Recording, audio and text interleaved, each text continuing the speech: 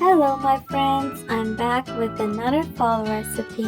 Today I'll be making pumpkin spice pancakes.